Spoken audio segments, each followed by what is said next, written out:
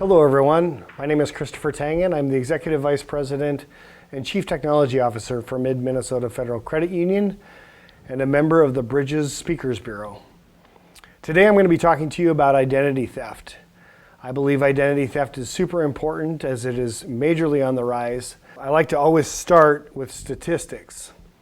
You're 5 times more likely to be a victim of identity theft than to be in a car accident. This stat has been out there since really about 2010 when I started officially speaking on this topic, and I've never changed it. And I know that these numbers have only increased, but it still proves that point, that basically every person is going to become a victim of identity theft, and many of us are going to be victims more than once. And the reason I bring this up is because to me it is so important to identify it as quickly as possible to try and mitigate any financial losses that could happen to you.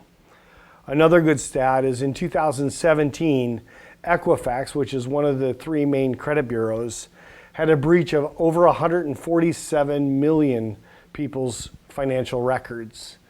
That represented almost 1 in 2 people, 1 out of every 2 people in the United States.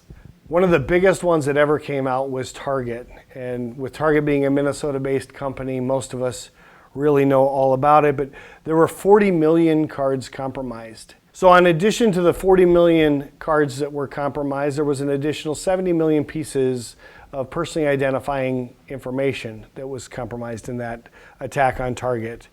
It was all done through a third-party vendor. It was done through their HVAC vendor, which is the heating, ventilation, and air conditioning. That heating, ventilation, air conditioning company used the exact same username and password for every single client that they had. So at the exact same time that Target was hacked, Neiman Marcus was hacked, and I'll bet you can't guess what they had in common. They were hacked through that exact same username and password. Now shortly thereafter, if you were searching the dark web, you could have bought one of those compromised cards from Target for anywhere between $26.40 and $44.80. So basically for a crisp $50 bill, I could buy anybody's identity that I wanted out of those 40 million cards that were compromised. By February, so really it's about 3 to 4 months after the compromise took place, there was 2.35% fraud that had been reported. So I put my little math together and I said, all right, let's take 40 million cards. Let's multiply that times $100 a card because I figure it cost me $50 to buy it. And then multiply that by the 2.35% fraud. And if I did that, in that mere 4 months, that's $90 million of fraud that happened just due to that breach. So how does identity theft work? Well, one of the most primitive ways is actually through dumpster diving, just digging through your garbage. Every time I dig through anybody's garbage, I can figure out a lot about a person. Right? I used to joke all the time that if you were to dig through my garbage when my children were home, you'd find, 3 large pizza boxes because I had 3 boys and a girl, and they were all football and hockey players.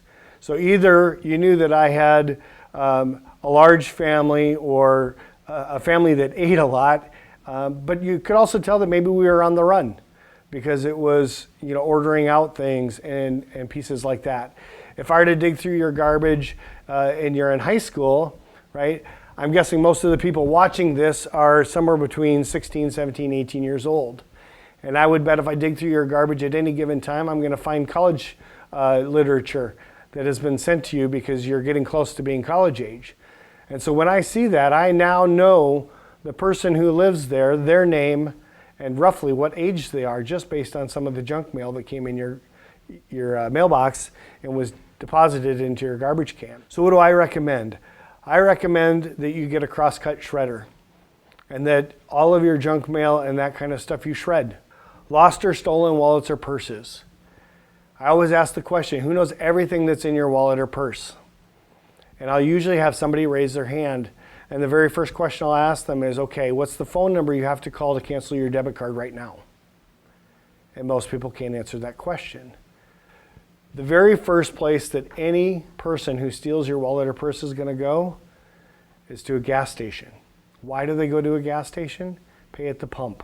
I never have to walk inside. I never have to go see another person, right? My getaway car is already running. And so immediately you're going to be out money. The next thing I talk about is phishing, vishing, and smishing. Forms of social engineering and forms of gaining access. Phishing right now is the number one way that bad guys are targeting companies. It represents about 91% of all cyber attacks. Phishing attacks are emails that come with links or an attachment in them. To me, anytime you see that link or an attachment, it has to raise a huge warning flag in your head. And you have to ask the question, am I expecting this email right now? If the answer is no, or I don't know that I'm expecting it right now, then I want you to do some research before you ever click on a link or an attachment. Vishing is the same sort of thing, but it's using a telephone. Bad guys have realized that the weakest thing that we have is humans. They use social engineering. They take any piece of information that I can find out about you and use it in different ways. I've seen on Facebook where people will ask questions and have you forward, and it's things like, what's your favorite food, or what's your mother's maiden name? These are common security questions, and if you answer those on Facebook, you've given bad guys the answers to the questions that you get posed all the time. Moving on. Stolen mail.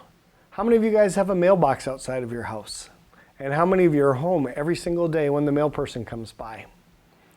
I'm going to guess the majority of you are busy enough that you're not home every single day, yet your mailbox is unattended. And if I were to borrow a piece of mail, you would have no idea that I borrowed it. Other things that people do is they'll mail things out from their mailbox. Now, I believe there's only two things that are ever mailed out from a person's mailbox today. They both begin with the letter B. It's birthday cards and bills. And either way, to me, when I see a red flag, it tells me it's payday. Because I've either seen somebody pay a bill writing a check with a Papermate pen or a Bic pen or something like that. And do you realize that I can erase that ink without damaging the check? Now, I'm not going to change the amount because I know how people balance their checkbooks. They look for the check number and the amount to match. But they don't ever necessarily double check to make sure that it's still written to the same person they believe it was written to. I don't mail anything from my mailbox. I use bill pay. Now, there's a few reasons why I use bill pay. Number one, I don't like to exercise. If I were to stand up, that would show. Number two, I believe I'm very frugal and stamps are extremely expensive. Number three, I'm worried about writer's cramp. Filling out checks and return addresses and all of that stuff, I get writer's cramp way too easily. Number four, I'm deathly afraid of needles. And my rusty red flag on my mailbox, I'm seriously worried I need a tetanus shot because I cannot remember the last time I had one. But my main reason for using bill pay is I don't like to have to guess if the glue on the back of the envelope is that sweet glue that tastes good, or if it's that bitter stuff that makes you want to sandpaper your tongue. So back to phishing. There's a few things that I want to raise. Number one is, are you expecting that email? Just like I said before. But there are other things that you can look for that may help you to decide if this is good or bad. Does the email create any sort of sense of emergency? You need to react to this quickly, or there's financial ramifications. When you hover over who that email came from, does it match what you believe it should be? If you hover over a link, does it go where you believe it should go? And here again, you want to be very, very careful to know exactly where you want to go and that it is truly the legit site that you're trying to go to. Does that email make it sound like you're entitled to some money? Does the email already have an RE in it, which is standing for reply? That would imply that you've already sent something to them. And if you don't know who this is coming from, that could be a very good pointer that it's not something you want to look at. Is the email vague? Moving on to skimmers. Skimmers are anything that basically reads credit card or debit card information. Where might you find these? You might find them on a red box. You could find them on an ATM. You could find them in somebody's pocket i.e. a person maybe at a restaurant where you're eating, right? Because after you finish eating, where does your card go? They leave with that lovely black envelope, and you really don't know where your card went. If that's the case, they could be whipping out a skimmer and skimming it to get the username, the card information, the expiration date, all of that stuff. If you think of Apple Square, and many of you have seen that, where somebody will use a phone to take a credit card payment or an iPad to take a credit card payment, that is a form of a skimmer. It's being used for very legit purposes, for transferring money from one person to another. But skimmers work in that exact same concept, in that exact same way. They're just using that same technology in a negative way. So what other things can we do to help protect ourselves? Well, number one, detect any out of ordinary purchases and spending patterns. How do you do this? Well, I do a couple different things. I have my debit card alert me every time it's used for anything over $1. I get a text message every time it's used. I check my online banking. I have my online banking tell me every time I logged in, so that if somebody were to gain access to anything and try and set up a bill or set up bill pay to somebody else, I would be notified of it immediately. Any of that junk mail or any statements or receipts or any of that stuff, I run through a shredder. If I do have to mail something using a mailbox, I use the big blue post office mailbox. Call if you don't receive your bill. Now, in order to do that, you have to know when your bills are coming. I actually like to sign up for electronic bills or e-bills. I strongly recommend having an antivirus or anti-malware software. I think it's an old school way, but it does still protect against many things that are already known. Passwords. Create different passwords for absolutely everything. I will finish out this thing on passwords because to me this is the most important line of defense that we have. Don't give out any of your information unnecessarily. Don't give out your social security number unless you absolutely have to. Be aware of those things. Look for that HTTPS in the upper left-hand corner of your browser. This doesn't mean that you're totally safe, but it does mean that whatever site you're on is being encrypted from end to end and shouldn't be being tampered with. Know all of your account information. Know who you have to call to cancel all your debit cards and credit cards and things like that. One of the things I recommend doing, get yourself a couple USB thumb drives. Put all of that account information on those thumb drives in a password protected document. Store one of them at your house in a safe or some locked spot. Store the other one in a safe deposit box. Other things that you can do, monitor your accounts online. Set up credit and debit alerts. Use bill pay. I told you before, I don't like to mail anything out from my mailbox, so I use bill pay. It's free. Monitor your credit score online. There are many places where you can go monitor your credit score for free. If something happens to you, I ask that you report it. First, report it to your financial institution. This allows us to block your accounts, make sure that everything is safe and secure, maybe help you open new accounts to mitigate any sort of financial losses that may happen to you. The second call that I would recommend is to the police. I do this not because there's enough police to be able to handle all of this. It's so that really you can become a statistic, so that we can know how big and wide this problem really is. Finally, I want you to report it to the credit bureau. Now, they're going to put a fraud alert on your credit, and that's going to make it more difficult for you to get loans in the future and things like that. But it also makes it more difficult for the bad guy to get loans in your name. Finally, I'm going to move into passwords. Now, in order for you to create a fail-safe password, the minimum requirements that I believe are it has to be 8 characters or more. I want you to utilize all 4 complexity rules. That's numbers, lowercase, uppercase, and special characters. I want you to pick themes and phrases. A theme could be things like cartoon characters, or literature, or sports, or gardening, or hunting, or whatever you would like. When you're required to change your password, you stay in the same theme, but you pick a different phrase. Phrases are sentences.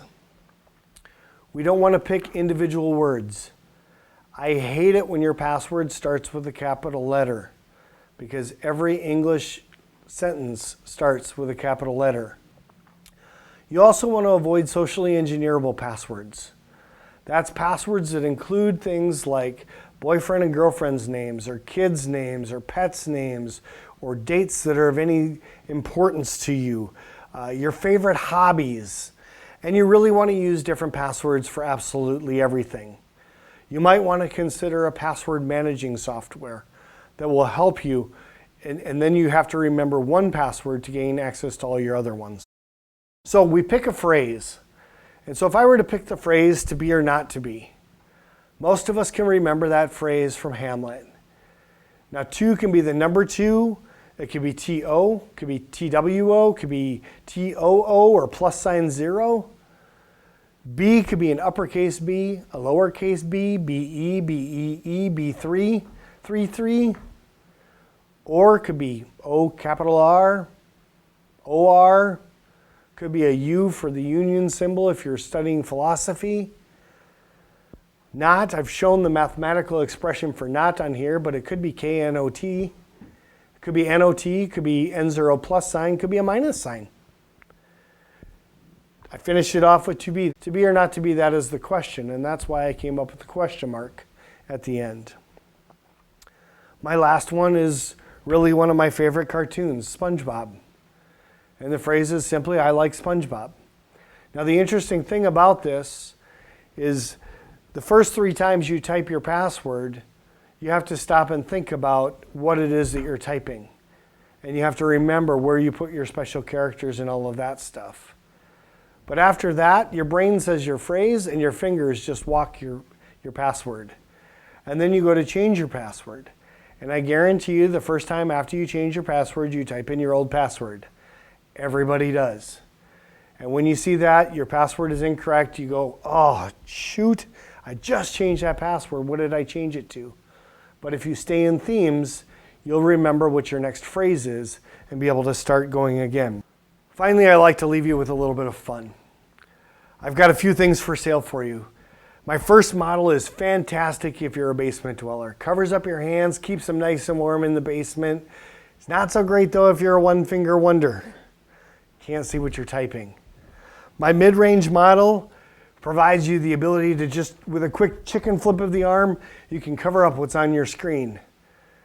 But my high-end model was designed by Dr. Seuss. Yeah, I like the high-end model. Thank you guys very much for attending today. If you have any questions whatsoever, please feel free to reach out to me. Thank you.